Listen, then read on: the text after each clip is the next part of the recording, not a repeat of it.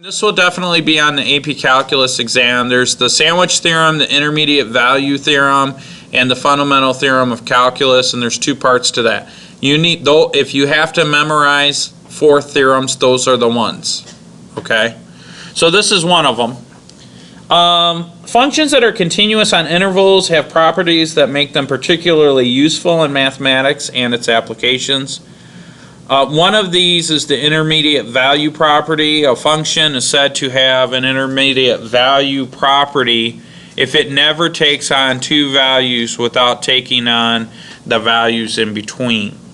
And so we have the example here, and I'll read the formal definition, then we'll talk about it a little informally. A function y equals f of x that is continuous on a closed interval from a to b. Okay? And it takes on every value between f of a and f of b. In other words, if y naught is between f of a and f of b, then y naught equals f of c for some c in a and b. Now, that's the formal language. On the test, it will be written formally.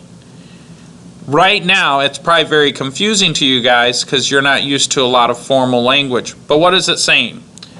It's saying that a to b is an interval. Those are x values. This is the x value a and the x value b. So we have an interval of x values that go from a to b. Then they're saying that the function takes on every value between f of a and f of b. F of a and f of b are fancy ways of saying y sub 1 and y sub 2. 2 different y values that correspond to these x values. So here's a, which is an x value, which is a number. We plug that into our function, and it spits out a y value, which we call f of a. So this point right here is a comma f of a. Here is b, that's a value we plug into our function y equals f of x, and it spits out a corresponding y value of f of b. This point right here is b comma f of b. Now what they're saying is if the function is continuous,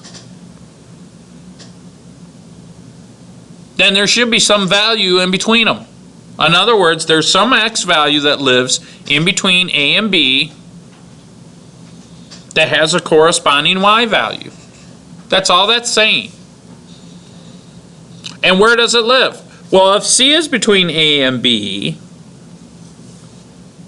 then the corresponding y value, f of c, should be between f of a and f of b. Now, we'll talk a little bit about how you could determine what these functions are, but the first thing is it has to be continuous. If it's not continuous between a and b, clearly you could see where you might run into issues. By it not being continuous, that means that there's a gap. And so if there's a gap and I pick c and it's gonna have a gap or it's not continuous at c, then I'm not going to have a corresponding y value. And the y values are the things that we're interested in because that's what we use to make predictions. Remember that x is the independent variable and the value for y depends on whatever x is.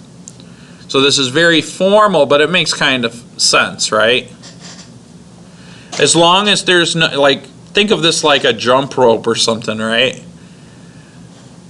If I break the jump rope, then it's no longer one jump rope. It's 2. And then it's not as consistent, right? So as long as the function is continuous, then there should be a point on that curve in between the two. But if it were a jump rope, I would say that the rope is one long rope and there should be a point in the middle of the rope. But if the rope is broken into 2 separate ropes, discontinuous, then I can't necessarily say that there is a point that exists in the one rope because technically it's 2 separate ropes. Does that make sense? That's what we're saying. So certain functions, clearly there are a lot of functions that we could use this intermediate value theorem. Now the reason we're, to get kind of fast forward a little bit, sometimes it gets messy as you get closer to c. So we use this intermediate value theorem for lots of applications, but really what it boils down to is we could do some work at A and we could do some work at B, but it gets messy at C. So if I make A and B get really close to C, then f of A and f of B, they get really, really close to f of C. And that's where that's helpful to us in some situations. But we can only do that if we prove that f of x is continuous from A to B. Does that make sense? Am I over talking it, or you guys got it? Are there any questions? Got it. Got it. Okay, good.